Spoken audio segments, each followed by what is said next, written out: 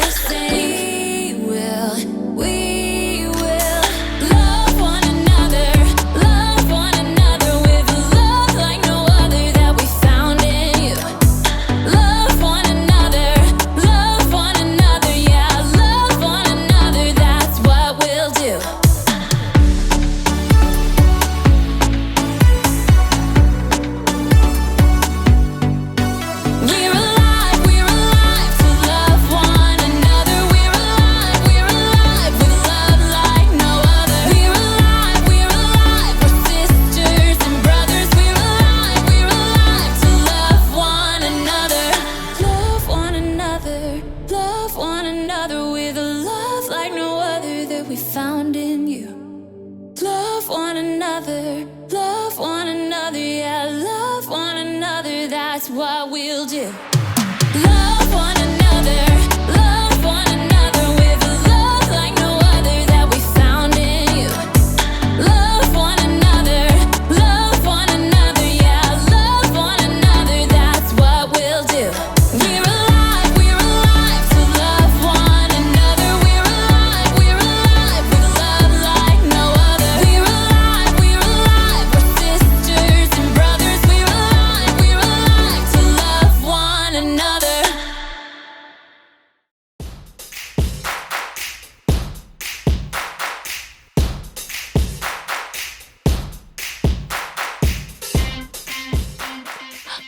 Hello, neighbors! It's me, Erica, and this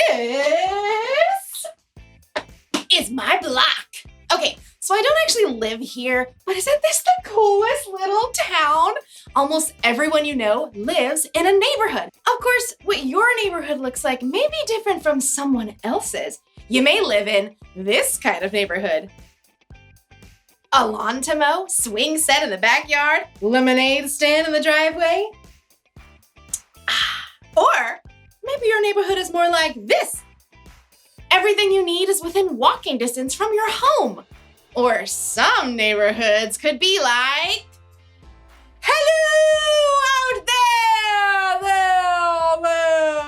But every neighborhood has one thing in common: neighbors! They've all got people. And whenever there are people around, that's when you need to know about compassion. Compassion is caring enough to do something about someone else's need. Because the people on your block have all kinds of needs. When they get sick, they need a doctor. If they want to learn how to add and subtract, they need a teacher. If they lose a cat up a tree, they need someone with a really big ladder. These three have made it their purpose on Earth to care about people in their neighborhoods. In today's story, we're going to hear about Jesus' purpose on Earth, and maybe ours too. I'm not really sure what I want my purpose to be. I just hope I get my own action figure. Yee! I'll see you in a bit. The Bible. It's 66 books of history, stories, letters, and poetry that fit together to form God's one big story. The epic adventure of how He created us and loves us so much that He made a way to rescue us. As we travel through the Bible, from Genesis to Revelation, we discover people who met God and found their lives changed forever. Now, for an amazing story, inspired by the book of Luke, chapter 4, verses 14 through 30. Even though Jesus was on this earth for 33 years, there's still not much we know about his first 30 years. We do know that he visited Jerusalem for the Passover feast with his parents. He learned carpentry skills from his father Joseph. And when he was about 30, he went down to the Jordan River and asked his cousin John to baptize him in the water. It is right for us to do this. It carries out God's holy plan. As Jesus rose from the water, God's voice called out from heaven, "This is my son, and I love him. I am very pleased with him." It was an incredible way for Jesus to begin his ministry. After 40 days in the wilderness alone with God, Jesus returned to Galilee, filled with the Spirit of God. Anytime he visited a new town, he went to the place of worship, the synagogue, to teach the people. You are the light of the world. Isn't he just the bee's knees? Everywhere Jesus went, people were amazed and praised his teaching. That is, until he got to Nazareth, the town where he had grown up. Well, if it isn't Carpenter Boy Jesus! Hey man, where you been? We hear you talk real big now. On the Sabbath day, Jesus went into the synagogue. An attendant handed him a rolled papyrus. The scroll of Isaiah. Isaiah was a prophet who lived hundreds of years before Jesus, and God had spoken to Isaiah about a Messiah who would come to rescue God's people, and Isaiah had written down every word. Watch that papyrus as you unroll it. A bit crackly. Jesus stood before the crowd of worshipers and unrolled the scroll until he came to the right place. The Spirit of the Lord is on me. He has anointed me to announce the good news to poor people. He has sent me to announce freedom for prisoners. He has sent me so that the blind will see again. He wants me to set free those who are treated badly. And he has sent me to announce the year when he will set his people free. There was silence as Jesus rolled up the scroll and sat back down. Everyone stared. Today, this passage of Scripture is coming true as you listen. Jesus hadn't just read some dry, dusty, ancient words. Jesus had declared that he was God's Messiah, that he was there to announce good news and bring freedom to the poor, the hurting, and those who had been mistreated. But he's Joseph's son, isn't he? He can't be the Messiah. What I'm about to tell you is true. A prophet is not accepted in his hometown. Words are easy. He calls himself a prophet? I studied with him on those benches right over there. Thinks he's something special because he can read a scroll. All around the synagogue, people rose to their feet, glaring. They turned on Jesus. You are not welcome here anymore. That's right. We don't need you making things up. The people were so angry they forced Jesus out of the synagogue. He allowed them to herd him straight through the village, all the way to a cliff on the edge of town. Get rid of him! Throw him down!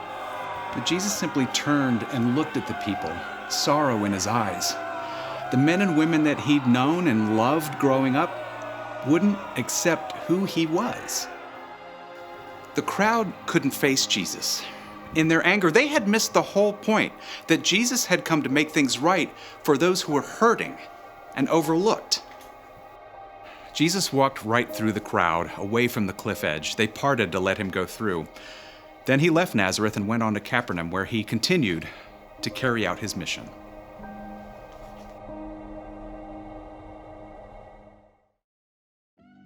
When Jesus was here, he had a mission to announce the good news to people who needed to hear it and to care about people who'd been treated badly or had been overlooked. He came to heal, to teach, and to rescue. That was his purpose. And Jesus fulfilled that purpose when he died on the cross for the sins of the whole world. That's how much compassion he has.